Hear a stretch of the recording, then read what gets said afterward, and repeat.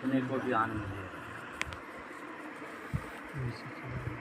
अभी चेतन जागृत में हम हैं, तो कोई आएगा तो उनके आओ भाई साहब बैठो बैठो, भाई साहब बैठो, भाई साहब जल पियो।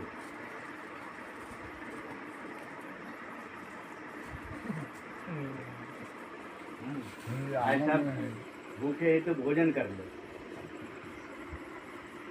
जब हम चेतन में हैं, जागृत में हैं, तो उसको हमने सत्कार किए।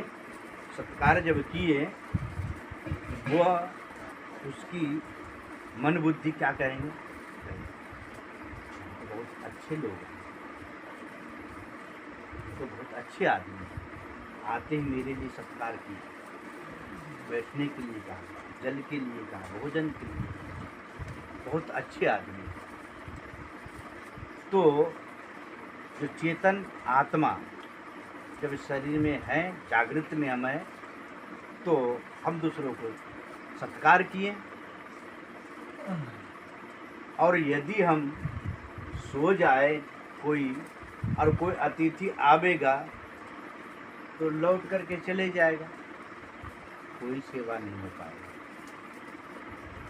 तो जो दूसरों को नहीं सत्कार कर पाते हैं, नहीं कुछ पूछ पाते हैं, वो जड़वत हो जाता है, उसको जड़ कहते हैं। तो ये शरीर क्या है, जड़।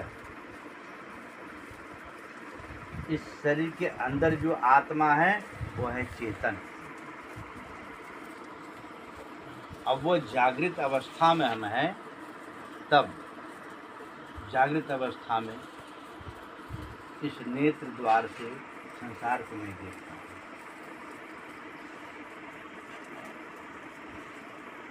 श्रवण द्वार से शब्द को सुनता हूँ, नासिका द्वार से गंध को सुनता हूँ, त्वचा द्वार से सर्दी गर्मी के महसूस करता हूँ। ये कौन कर रहा है, वो चेतन। चेतन से, वो नहीं कर रहा है, वो चेतन से हो रहा है। इसको करने अनुभव करने वाले कोई अभी और है। प्रश्न क्या था हमारी, सच्चिदानंद।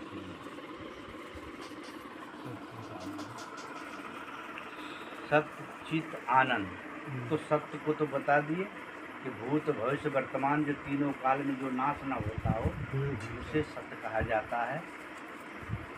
चित्त उसे कहे जाते हैं जो अपने को भी जाने और दूसरों को जाने। वो चित्त, चेतन, वो आत्मा। ये शरीर से ये हमारी हैं, तो अपने को भी भूख लगता है तो मैं जानता हूँ, प्यास लगता है तो जानता हूँ, सर्दी गर्मी लगता तो मैं जानता हूँ, अपने को भी और दूसरों को भी। इसलिए यह चित्त चेतन है, इसलिए इसको चेतन कहा जाता है। और चेतन होने के कारण ये सत्य चित्त आनंद, यानी आनंद ये रूप है। वही सत्य चेतन है, वही सत्य जो दूसरों को भी जानता है और अपने को भी जानता है। इसलिए वो आनंद रूप है कि दूसरों को भी आया तो उसको भी हमने सुख पहुँचाए, और अपने को भी दुख हुआ तो अपने को भी मैं उस दुख को मिटा लिया। इसलिए ये आनंद रूप है, सच्चिदानंद स्वरूप। इसलिए कहा जाता है राम सच्चिदानंद विदेशा, तह नहीं मोह निशा लव लेसा।